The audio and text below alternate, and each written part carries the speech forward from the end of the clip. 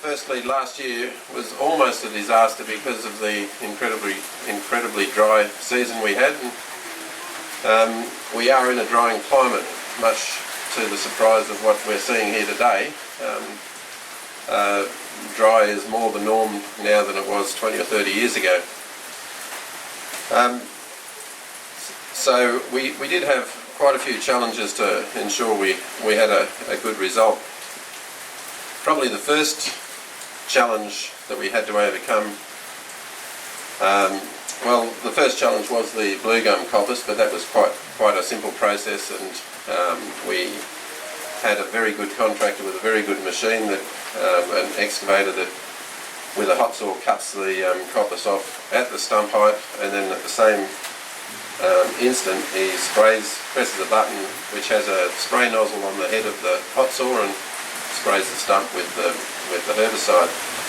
So basically it's about a 5-second gap between cutting and spraying, and that's quite crucial in getting a good stump kill on blue gums.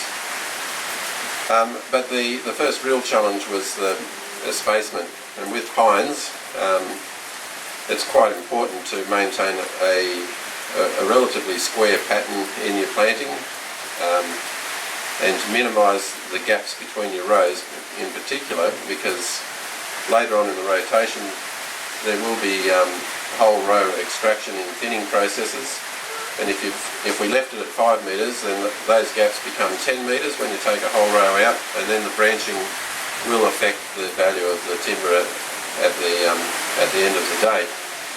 So we just couldn't accept doing the easy job of planting it at 5 metre rows.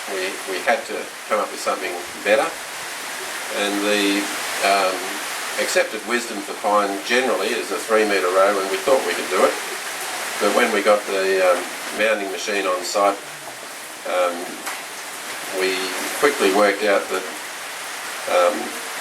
every third row, I think it was going to have the wheels of the skidder bouncing along over the stumps, and the contractor just flatly refused to do it. He said it can't be done.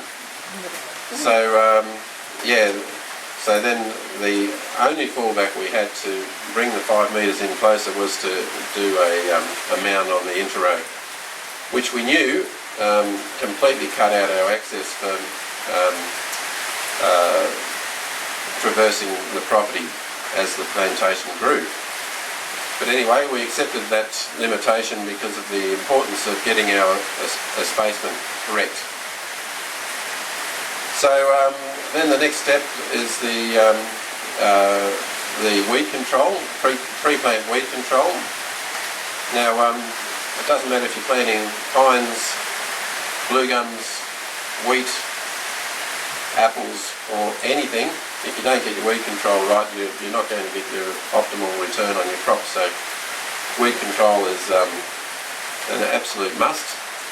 And for this site, because we're on a 2.5 metre row espacement, it wasn't possible to do strip spraying, which is also an industry standard, where you just spray where you're going to plant and leave a gap non-sprayed.